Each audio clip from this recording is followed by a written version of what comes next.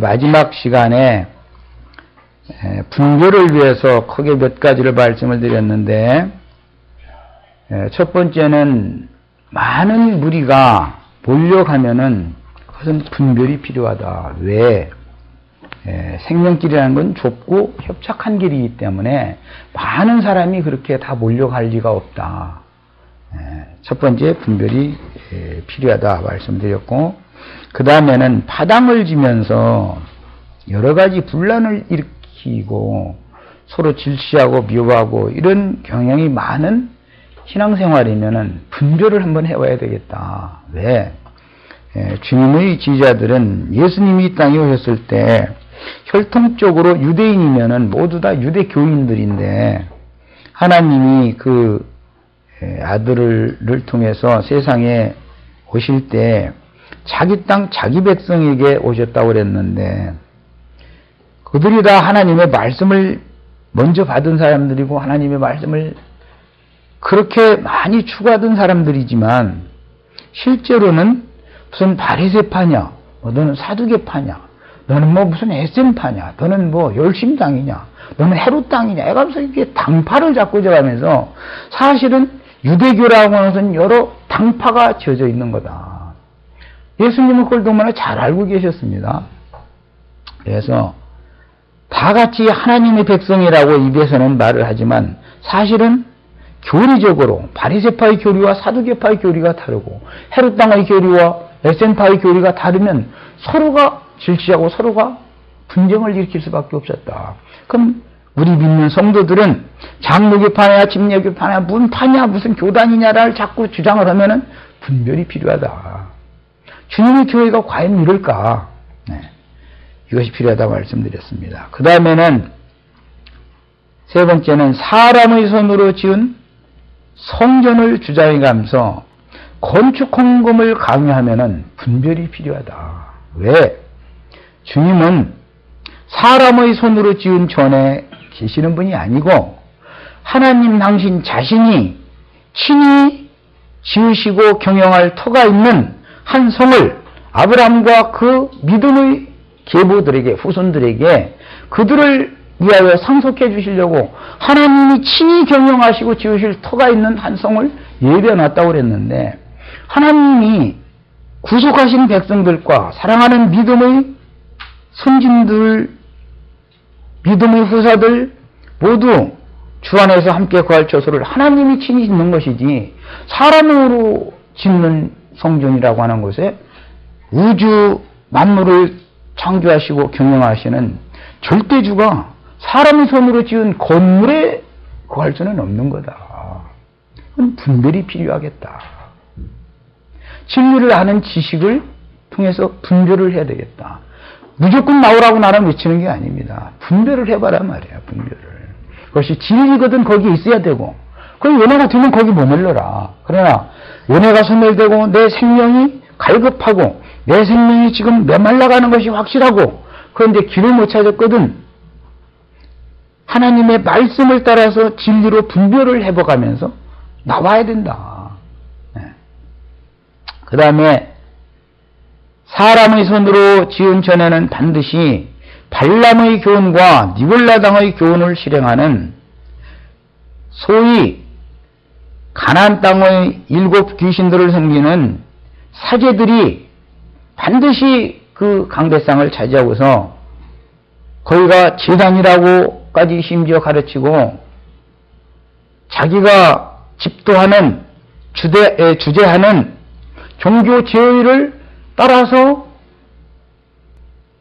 일방적으로 따라서 행하게 만들고 나서 그것이 예배를 했다라고 생각하는 관념을 심어놨는데, 어제 마지막에 나는 설거지 하는 것이 예배다.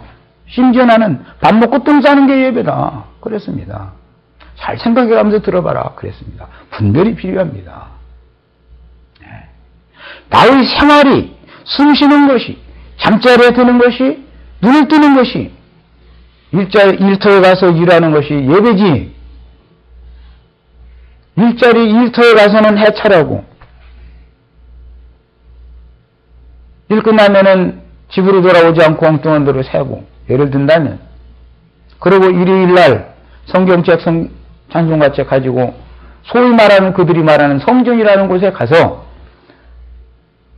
율법 종교 사제가 집전하는 종교 제의에 참여했다가 돌아오는 그것이 과연 예배겠는가? 하나님이 그런 사람들을 기뻐하시겠나? 한번 분별이 필요하다. 분별해보자. 그랬습니다. 우리는 냉철한 이성과 판단을 가졌습니다. 왜? 하나님은 사람 속에 영을 지어주셨고 영의 중추 기능인 양심을 지어주시고 양심이 더럽혀졌기 때문에 구속하셔서 피로 씻으시고 예수님의 신의 양심으로 청결케 해줘서 신의 양심과 내 양심이 결탁되어 있는데 성경이 있고 영이 있고 인생사의 경험이 있고 모든 것을 다 비춰볼 때 세상 사람만 또 그런 짓을 왜 하냐 말이에요. 예배당에 다니는다는 사람 내가 볼 땐 전부 짐승들이다. 이성 없는 짐승들의 특징이 뭐냐? 하나님의 말씀을 들어도 깨닫지 못하는 자는 짐승이라 이랬습니다. 이게 성경 이야기입니다. 말씀을 들어도 깨닫지 못하는 건 짐승이다. 읽어도 들어도 만날 성경이 있습니다. 못 깨닫는다. 내가 지금 무슨 짓을 하고 있는지. 과연 하나님이 그런 신앙인들을 기뻐하실까를 한번 분별해 봐야 되겠다. 이 시간은 그런 분별을 위해서 어제 말밑 부분에 하나님은 사람의 손으로 지은 전에 계시지 않는다라는 것을 사도행전 7장, 17장에서 같이 읽어봤고, 주님께서는 교회를 이 땅에 세우셨을 때 주님의 제자들이 처음에는 예루살렘 성전에도 모이고 성도들의 이 집 저 집에서도 모여서 떡을 떼고 주님을 찬송하고 그렇게 시작을 했습니다. 그러나 주님의 뜻은 예루살렘 성전을 무너뜨리는 것이 목적이었고 회당을 무너뜨리는 것이 목적이었습니다. 예수님이 오신 목적은 회당과 예루살렘 성전에 있는 율법 사제들의 종교 제의를 집전하는 그곳에 가서 앵무새 흉내를 내고 앉았고 로봇처럼 앉았다가 하라는 대로 그거 기계처럼 기계적으로 하고 나오고 이런 종교인들을 가운데 분별력을 주는 빛의 말씀을 선포하러 오신 겁니다. 회당에 들어가서 그런 말씀하십니다. 성전에 들어가서 그런 말씀하십니다. 왜 그렇습니까? 너희는 내게로 나와야 된다. 너희가 모두 어둠에 사망과 어둠이 충만한 곳에 너희가 거기에 머물러서는 안 된다. 내가 빛이다. 내가 하는 말이 너희 심령에 생명의 빛을 비춰주는 나는 생명의 빛으로 왔다. 이랬단 말이에요. 너희는 나를 따르라 이 얘기입니다. 결국은 회당에서든 성전에서든 나와야 되는 거예요. 예수를 따라가려면. 나올 자가 다 나오고 나면 보라 너희의 집이 날이 이르리라 보라 너희의 집이 돌 위에 돌이 하나도 남지 않고 다 무너뜨리는 날이 온다. 그랬습니다. 그들의 생각에는 그건 말도 안 되는 소리입니다. 46년 동안 지었는데도 완공이 되지 않았던 그 어마어마한 예루살렘 성전이 무너진다는 건 꿈도 꿀 수 없는 일이지만 예수님은 선포를 하는 거예요. 이 세대가 지나가기 전에 내 말이 다 이루리라. 천지는 없어지지만 내 말은 반드시 이루어지리라 이랬단 말이에요. 그 세대가 지나가기 전에 예수님 죽임 후에 36년이 찼을 때 예루살렘 성전이 무너졌습니다. 유대 나라의 각지 회당이 싹 쓸어버렸습니다. 로마 군대에 의해서. 회당과 성전을 싹 무너뜨려버려요. 예수님 하신 일이 뭡니까? 회당에 있는 자들, 성전에 있는 자들 중에서 예수께로 추수해서 불러내서 구원시킬 자를 불러내서 주님의 제자를 삼으시고 따로 딱 분별시켜 놓고 나머지는 쓸어버리는 일을 한 것입니다. 한 면에서는 구원자로 오셨고 한 면에서는 심판자로 오셨다. 주님의 재림을 많은 사람들이 기다립니다. 재림 해가면서. 네. 우리는 주님을 만날 때 구원자의 주님을 만나셔야지 심판으로 오시는 주님을 만나면 그럴 필요가 없는 거죠. 유대인들이 하나님을 그렇게 열심히 기다렸고 메시아를 그렇게 기다렸는데 그 메시아가 자신들을 심판하러 오신 메시아인 줄은 꿈에도 생각하지 않았다. 우리는 분별이 필요합니다. 왜 종들을 이 시대에 보내가지고 예배당들이 이렇게 이게 흐느터진 것이 예배당이고 몇만 명씩 모이고 몇천 명씩 모이고 몇천 명씩 모이고 이렇게 흥황하고 있는 이 세대 예배당에서는 다 나와라! 성당에서는 나와라! 이 얘기를 왜 하는 종들을 보냈는지를 생각해 보셔야 됩니다. 소돔성을 심판하시기 전에 선사를 보내서 소돔성에서 빨리 떠나 도망가라. 구원할 자를 먼저 빼내고 나머지를 쓸어버리는 것이 하나님의 일인 것을 믿으시기를 바랍니다. 이것은 분별이 필요한 거예요. 사람의 말로 되는 게 아닙니다. 이것은 말씀을 들을 때 영의 빛이 임하기 임해서 분별력이 와야 되는 거예요. 하늘의 지혜와 계시의 영이 임해서 이런 말씀을 들을 때 가볍게 듣지 말고 롯의 사위처럼 농담으로 듣지 말고 진중하게 들으시기를 바랍니다. 단언컨대 주의 말씀에 큰 성 바벨론은 이미 무너졌고 내 세대 가운데 주님은 그걸 무너뜨리는 일을 하시고 있는데 그것을 하나님이 무너뜨린 것을 다시 세우는 자는 성을 다시 세우면 장자가 저주를 받고 문짝을 해서 다루면 계자가 저주를 받는다고 그랬습니다. 여호수아에 나오는 예언입니다. 하나님이 무너뜨린 그 성을 다시 세우면 안 된다 이게. 하나님이 무너뜨린 걸 왜 인간이 세웁니까? 이 싸움을 반복한 것이 유대인의 신앙입니다. 왜? 모세의 율법을 지키려고 하기 때문에 그런 거예요. 모세의 율법에 의하면 성막을 지어야 되고 반드시 성전을 지어야 되고 절기를 지키러 대회로 모여야 되는 거예요. 그게 잘못하는 게 아니에요. 모세의 율법대로면 정상적으로 하는 거예요. 그들이 볼 때는. 그러나 율법은 지키라고 준 것이 아니다라는 걸 아셔야 돼요. 율법을 그런 종교 인식을 해서 지켜도 율법을 다 행해서 항상 다 지켜서 하나님 영광 이룰 육체도 없거니와 율법을 다 지켜도 하나님을 기쁘시게 하는 것이 아닌 겁니다. 하나님을 대적하는 거예요. 그래서 율법은 모세로 말미암아 주신 것이요 은혜와 진리는 예수 그리스도로 말미암아 온 것이다 그랬습니다. 오신 은혜와 진리를 영접해야지 옛사람들에게 주셨던 율법을 고소하려고 해서는 안 되겠다. 그러면 모세 죽은 지가 언제고 구약시대 끝난 지가 언제고 자꾸 이렇게 나온다. 네. 그러면 계시록에 왜 자칭 유대인이라 하나 그렇지 않고 거짓말하는 자들이요 사탄을 회라 이 말이 왜 있겠습니까?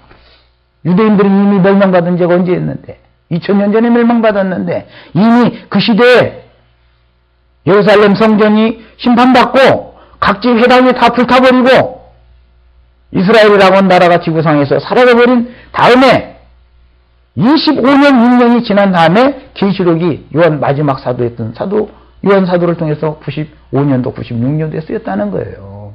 그러면 예루살렘 성이 무너진 후 이미 예언이 이루어진 후로 25년 6년 후에 쓴 책이에요. 그 책에 뭐라고 되어 있느냐. 자칭 유대인이라 하나 그렇지 않고 거짓말하는 자들이요 사탄의 무리라고 하는 자칭 유대인이라는 걸 왜 나오느냐 이 말이야.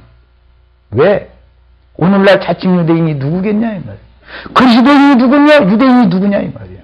오늘날 말이야. 오늘날 예수님 오셨을 당시 그리스도의 참지자들은 불과 12명밖에 없었습니다. 주님을 따르던 무리는 전체 다 합쳐서 예루살렘의 초대교회 처음 시작할 때 120명쯤 모였다고 그랬습니다. 하나님이 직접 세상에 찾아오셔서 3년 반 동안 사역을 하신 결과입니다. 추수된 곡물이라고 그래요. 예수님이 추수를 맨 처음 시작하셨는데 추수된 곡물이 120명밖에 없었습니다. 그런데 이 많은 무리가 지금 다 구원받았다고 장담합니까? 그들이 생각하는 구원이 뭡니까?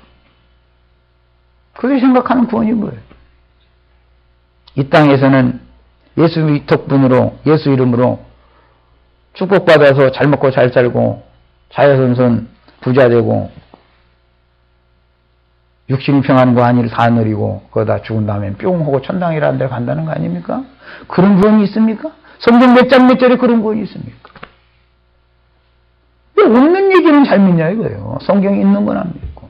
구원은 다시 말씀드리지만 하나님의 형상이신 예수 그리스도의 형상과 모양으로 내 자신이 만들어지는 것이 구원이에요.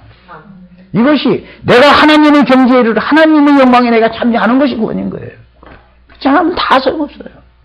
별것을 추구해서 별걸 다 얻었어도 다 소용없는 소리 하는 거예요. 다 허상이요 거짓 것들은 그렇게 잘 믿어지는데 진리를 증거하는 증인들을 보면 배척한다 이거예요. 매 세대가 마찬가지입니다. 매 세대가. 이런 일은 어제 오늘의 일이 아닙니다. 그래서 이번 말씀 증거의 주제를 가인의 길에 행하는 자들, 아벨 대신에 주신 셋의 길에 행하는 자들. 신앙이라는 건 노선이 있는 것이다. 그 시작을 여기서부터 한 겁니다. 뱀의 후손이 있고 여자의 후손이 있다. 뱀의 후손이 노선에 설 것이냐, 여자의 후손이 노선에 설 것이냐에 따라서 내 인생이 결정나는 거다. 이 땅에서 인생 성공을 다 했어도 사후세계의 영원한 지옥과 영원한 흉벌의 처소에 들어가서 그곳에서 죽고자 해도 죽지도 못하고 마귀에게 종로로 타는 그런 불못에서 영생할 바이면 이 세상 잠시 잠깐 지나는 거 어떠한 핍박과 박해가 있어도 생명의 처소로 옮기는 것을 인생의 최대의 목표로 삼아야 되는 것은 어리석은 사람이 하면 다 알아들을 수 있는 얘기다 이거는. 그렇게 유능해서 스탠포드, 하버드 출신들도 이런 말을 하면 이같이 간단한 얘기를 한 것이 예수님의 복음인데 이걸 뭘 그렇게 어려워서 이 말이 안 믿어지느냐 말이에요. 우리를 이 땅에 보내신 것은 은혜를 입도록 기회를 주시는 겁니다.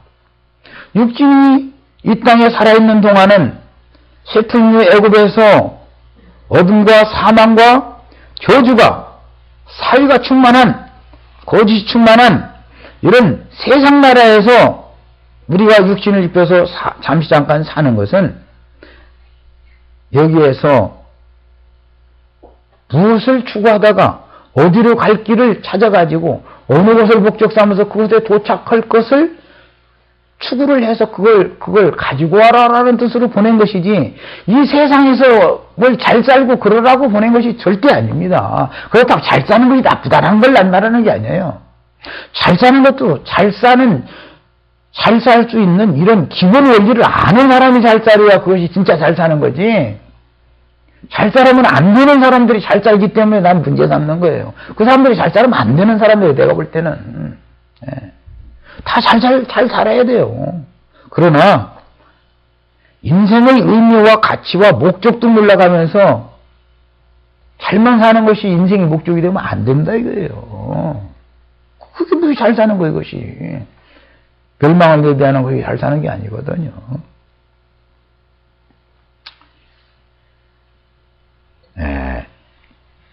이 시간에는 이제 말씀을 더 이어나가기 위해서 성경을 빨리빨리 찾겠습니다. 로마서 16장 3절부터 5절 사이를 찾으시고 같이 읽겠습니다. 나는 지금 개정판을 보고 있는데 다 개역 성경을 그냥 보고 있기 때문에 형제 자매님들이 찾은 성경을 가지고 또박또박 한 목소리를 읽어 나가겠습니다. 로마서 16장 3절로 5절 읽습니다.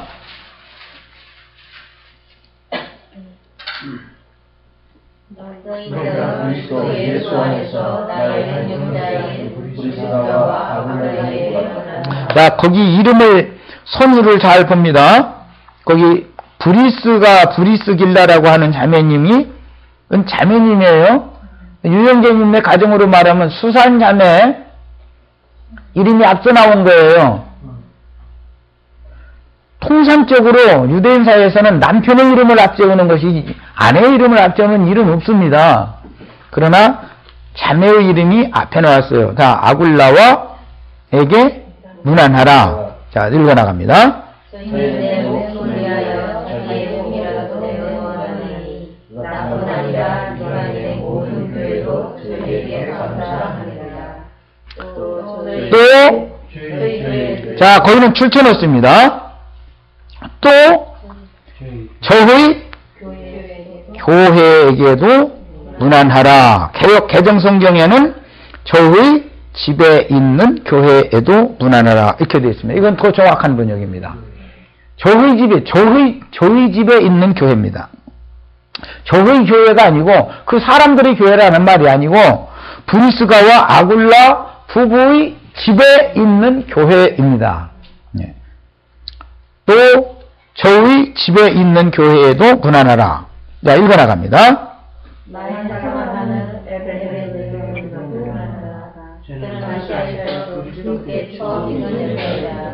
자, 지금 우리는 사람의 손으로 지은 전이라고 하는 성당이나 예배당에서 왜 나와야 되는지를 지금 추구해 나가는 말씀 중에 첫 번째 읽은 말씀이에요. 그 말씀은 브리스가와 아굴라라고 하는 부부의 집에 있는 교회라는 말입니다. 집에 있는 교회예요. 아까 내가 예루살렘 성전에도 모이고 지자들의 집에 이집트 집에도 모였지만 하나님께서는 그것이 하나님의 뜻이 아니었기 때문에 왜? 예루살렘에서 흩어서 보내지 않으면 예루살렘을 곧 무너뜨릴 것이기 때문에 예루살렘에 머물러 있는 한은 빨리 뒤도 돌아보지 말고 산으로 도망해야 되는 것을 이미 예언을 해놓으셨기 때문에 주의 지자들을 흩어야 될 필요가 생겼다. 그래서 헤롯을 일으켜서 박해를 하게 했습니다. 주님의 지지자들이 모임이 흩어질 수밖에 없는 상황이 온 거예요. 그것은 하나님이 구속하셔서 당신 자신께로 추수한 곡물들을 보존하는 방식이었다 이거예요. 방법이다 이거예요. 함께 그 자리에 있으면 로마 군대에 함께 심판을 받아버릴 수밖에 없으니까 흩으신 거예요. 그들이 나가서 자기네들이 받은 말씀을 증거하게 됩니다. 유대교 신앙을 증거하는 게 아니고 주님께로부터 새로 가르침 받은 말씀을 증거하니까 각 성의 교회들이 세워지게 되는 거예요. 그런데 각 성의 교회들이 세워졌을 때는 예루살렘 성전이나 각지의 회당에 모이지 않습니다. 사도들이 전도자들이 흩어져서 주님의 교회를 세운 다음에는 예루살렘 성전이나 각지의 회당에 절대 가지 않습니다.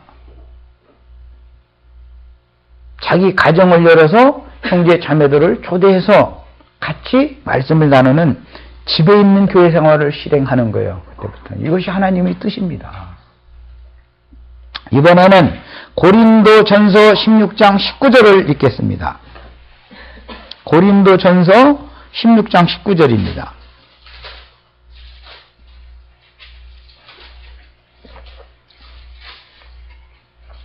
자, 찾으셨죠? 같이 읽습니다. 아굴라와 브리스가와, 여기는 아굴라가 이름이 앞섰습니다.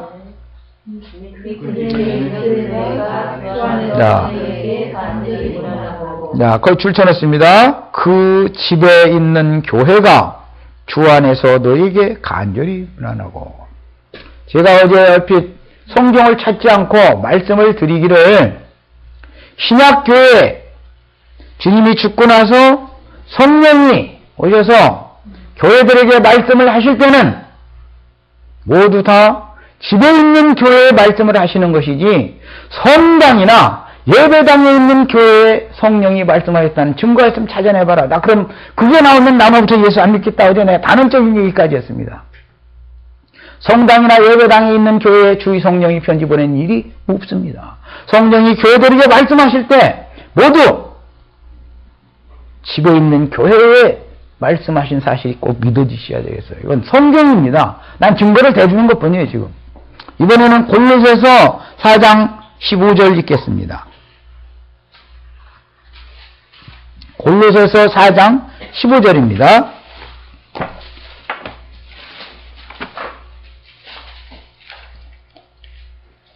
자, 찾으신 분 같이 한 목소리 읽습니다.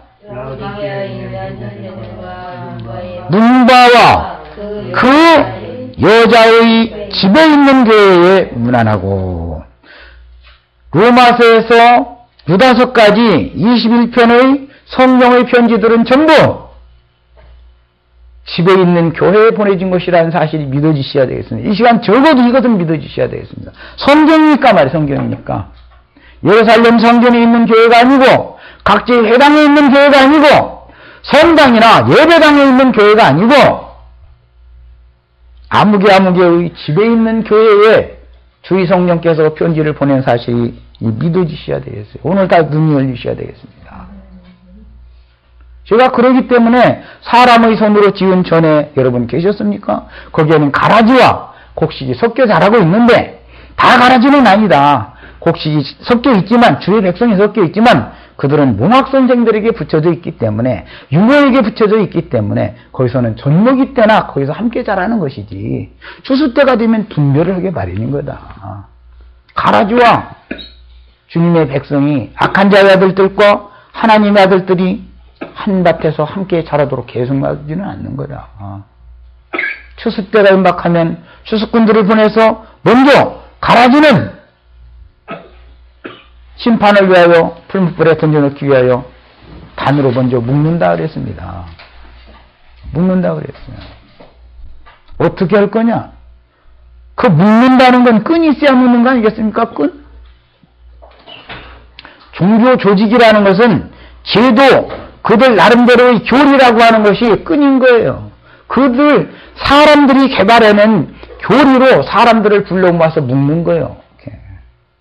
그들은 그 예배당 성당이면 성당에서 제의를 주도하는 율법 사제의 단에 묶이는 거예요. 그 사람과 함께 묶이는 거예요. 율법 사제가 심판받을 자이기 때문에 마귀와 그 사자들을 위하여 예비된 영영한 불에 들어가지 않아야 되는 불쌍한 신자들까지 다발로 들어가는 거다. 다발로. 지옥이라는 꺼지지 않는 영영한 불이라는 것은 마귀와 그 사자들을 위하여, 즉 율법 사제들을 위하여, 마귀와 율법 사제들을 위하여 예비된 거예요. 불못이라는 게 원래가 사람을 위하여 예비된 게 아닙니다. 그게. 그런데 어리석은 인간들이 사단의 사자들과 결탁되어 있기 때문에 떨어지지 않으려고 하기 때문에 여기서 나오라고 아무리 해도 안 나오기 때문에 같이 들어가는 거예요. 이걸 아셔야 되겠어요. 이게 하나님의 공의의 심판인 거예요. 그리스도께 붙어 있으시기를 바랍니다. 주님이 다시 오실 때 첫째는 그리스도께 붙은 자요. 그리스도께 붙어야지 율법 사제들에게 붙어서는 안 되겠다. 분별이 필요하다. 율법 사제들은 어디를 왕궁 삼느냐? 바다와 땅 사이에 자기의 장막궁전을 센다고 그랬어요. 자기네들이 왕궁이에요, 거기가. 율법 사제들이 왕궁이에요. 이것을 아셔야 돼요. 그 사람들에게 붙어 있지 말고 떠나서 나와야 돼요. 시온산에 올라간 14만 4천은 첫째는 땅에서 구속함을 받은 자고 그 다음에는 사람 가운데서 구속함을 받았다 그랬어요. 땅의 사람, 땅이건 짐승이란 짐승 사람, 땅에서 올라온 짐승. 그래서 짐승의 수, 사람의 수라 그런 거다. 이 얘기까지 내가 어제 했습니다. 짐승 인간들에게 붙어 있어서는 안 되겠다. 거기서 분별되어져야 되겠고 구속받아야 되겠습니다. 나와야 되는 거예요. 성경이라는 건 분별시키는 얘기를 하는 겁니다. 어둠과 혼돈 가운데에서 흑암이 충만한 가운데에서 빛이 있으라 하심으로 빛을 통해서 분별시키는 거예요. 빛과 어둠을 나누는 거예요. 궁창 위물과 궁창 아랫물을 나누는 거예요. 자꾸 분별시키는 거예요. 누구에게 올 거냐 이 말이에요. 뱀의 입에서 물을 강같이 토해냅니다. 예수님의 입에서도 물이 나옵니다. 내가 너에게 주는 물을 마시면 영원토록 목마르지 않은 생수의 강이 너희 배에서 넘쳐나리라고 했습니다. 뱀도 여자를 떠내려가도록 물을 토해낸다는 거예요. 물이라는 게 뭐예요? 말씀을 말하는 거예요. 지금 라디오를 틀어도 텔레비전을 틀어도 인터넷에 들어가 봐도 홍수예요. 홍수 심판이 왔다 이거 지금. 말씀이 없어서 사람들이 그런데 이 홍수 중에 말씀이 없어서 또 기갈이 왔다 이거예요. 지금 이 시대가 이 시대예요. 이걸 믿으시길 바랍니다.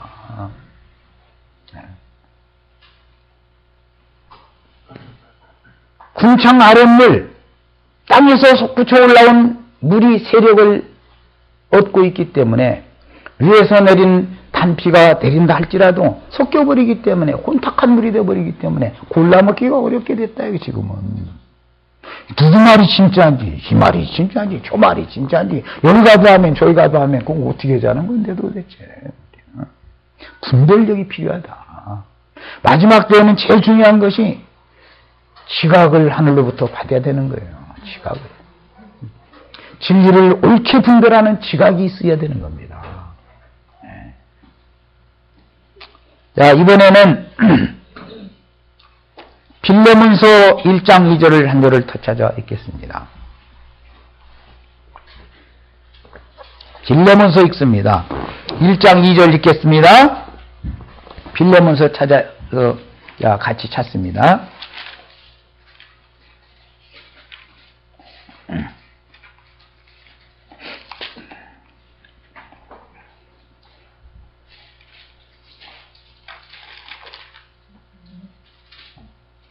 못 찾았어요? 빌레몬서?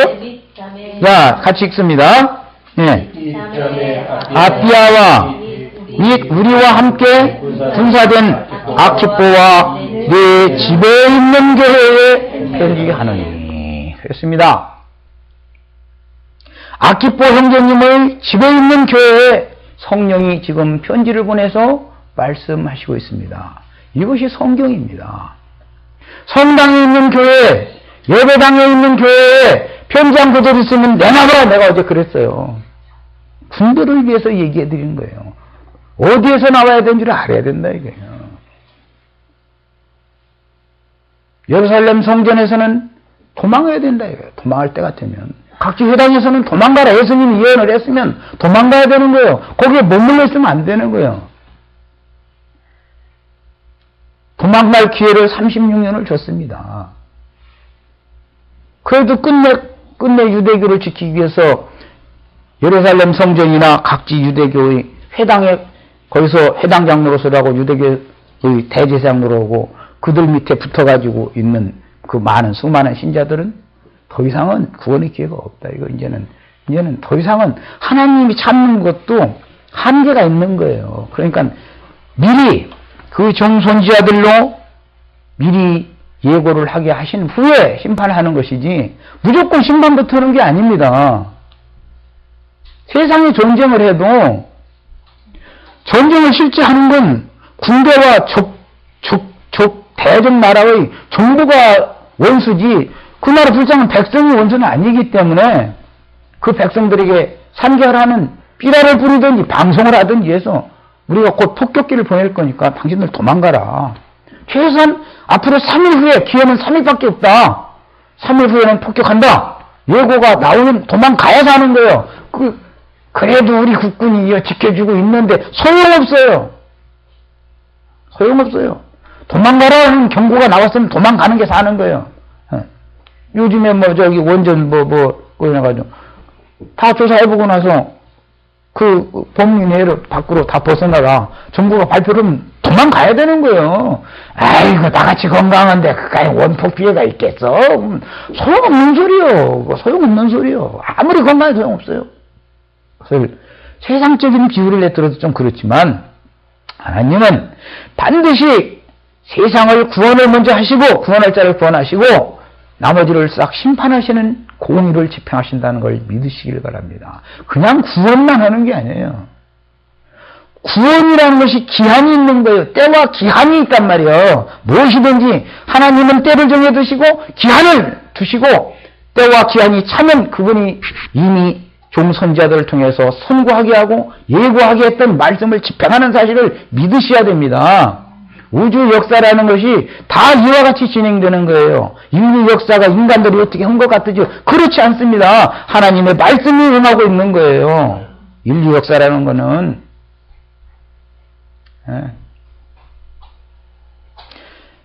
가볍게 들으시면 안 됩니다. 이런 얘기를. 이런 말을 하는 것이 얼마나 위험한 말이고, 이런 말을 할 때 누구에게 어떤 박대를 받을 거라는 걸 뻔히 알지만 하나님이 보내면 하는 거예요. 하라는 말이니까. 뒷책임 하나님이 질 거니까. 예. 이 땅에서 뭐 천년 만년 사는 거에 소망 두지 마세요. 우리 박자매한테는 미안한데 한나에 대해서도 미련 두지 마.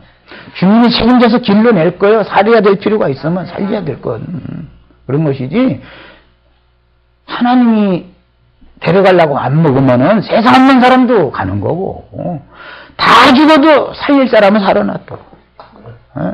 비행기가 떨어져도 애기는 살더라고. 내가 그거 한번 보고 내가 놀랐어요. 비행기가 떨어졌는데 우리가 생각한 건강한 청년이 살아야 되잖아. 그런데 애기는 살았는데 어른들은 다 죽었더라고. 그거 내가 깜짝 놀랐어요. 그렇다. 하나님은 새 역사를 이루기 위해서 아무리 말씀을 전해도 들을 귀가 충분히 들을 수 있는 사람이었는데도 안 들었다 그럼 쓸어버리는 거예요. 뭔 말인지 알지 못하면 저것들을 뭐라고 죽입니까? 난 이것을 믿습니다. 복음을 전해도 알아듣지도 못하고 이해도 못하는 애들은 하나님은 죽이지 않습니다. 왜 죽입니까?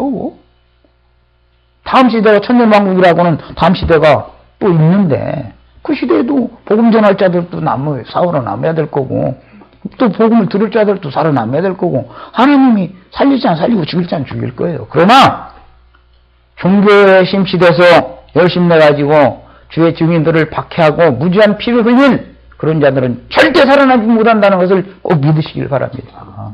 하나님의 공의 심판이에요. 하나님은 그래서 피를 보수하시는 보수자라는 거예요.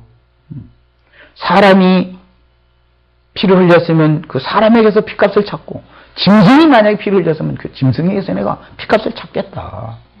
그 계시록에 가면 전부 피의 보복을 해주는 얘기잖아요. 전부. 멸망의 도성인 바벨론성 이 성중에서 사도와 선지자들과 선도들의 피가 이 성중에 보였다. 그 성중에서 박해하고 끌어다가 학대하고 죽였다는 거예요. 그러니까 그 성 쓸어버리는 거예요. 이게 하나님의 공입니다. 그리고 19장에 가서는 찬양이 나오면서 하나님은 능력과 권위를 가진 전능자다. 하나님의 심판은 의로운 심판이다.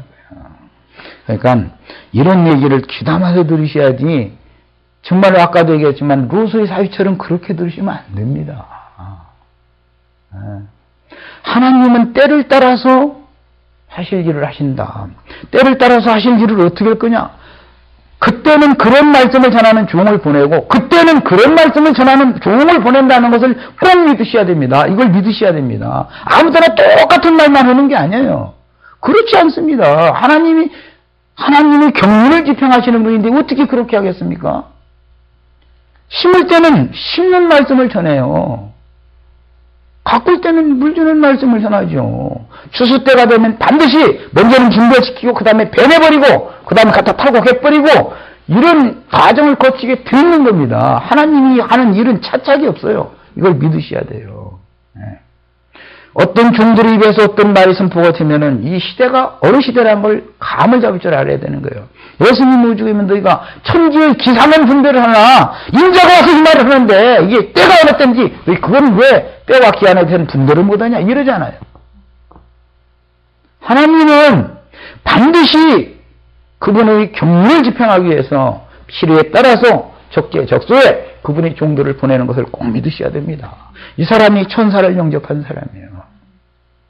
천사라니까 막 허공에 뭐 이렇게 떠돌아다니는 게 아닙니다. 하나님은 일꾼이라는 뜻이에요. 그렇죠? 안겔로스, 영문이니까 엔젤스지? 엔젤이 뭐예요? 하늘의 일꾼이다 소리예요. 하늘의 일꾼이 무슨 허공을 떠다니면서 뭐 하겠습니까? 계시록에 보라고 막 천사가 따라하면서 말이야. 독수리로 가면 나팔 부렸다고. 나 여기 독수리 지나가면서 나팔 소리 맨날 들려. 나 그런 것을 무슨 소리도 뭐 알아. 나 구원 못 받아 나는. 동물원에서 사는 독수리겠어요? 시베리아 독수리겠어요? 무슨 독수리가 나팔을 부르면 그 나팔 소리 듣고 구원 받으려고 그걸 기다리고 앉았어. 도대체. 독수리는 까마귀는 부정하게 성경에 나올 때도 있고 정하게 나올 때가 있어요. 독수리는 특히. 예수님도 독수리입니다. 예수님에게 적용할 때는 사망을 다 죽은 것들도 다 삼켜버려. 그래도 독수리 자신은 안 죽어요. 죽음을 다 초월한 생명이신 그리스도, 부활이신 그리스도를 상징할 때도 독수리로 비유를 해. 내 독수리 날개로 너희를 넣어버서 날개로 인도해 왔지 않더냐. 그 독수리가 누구예요? 예수님이죠. 그리스도를 말하는 거예요. 그러나 어둠의 세계, 공중권세 잡은 악의 영들의 세계에서 왕 그걸 말할 때는 마귀를 또 말하는 거예요. 마귀도 독수리도 비유하고 성경이 그때 이런 것을 구분해 읽을 줄 아는 지혜가 필요하단 말이죠. 시간이 다 돼서 우선 집에 있는 교회 몇 절을 내가 찾아서 읽었고, 집에 있는 교회라는 것에서 오늘 첫 시간은 인상을 깊이 받으시길 바랍니다. 내가 무턱대고 괜히 나오라고 하는 게 아니에요. 이제는 그곳에서 가라지와 주님의 백성들이 함께 자랄 때가 지났기 때문에 주님의 백성은 내 백성아! 거기에서 나와서 그녀의 죄에 참여하지 말고 그녀가 받을 형벌을 함께 받지 말라! 이 말씀이 바로 지금 증거하는 이 얘기예요. 분별이 필요합니다. 잠깐 쉬었다 하겠습니다.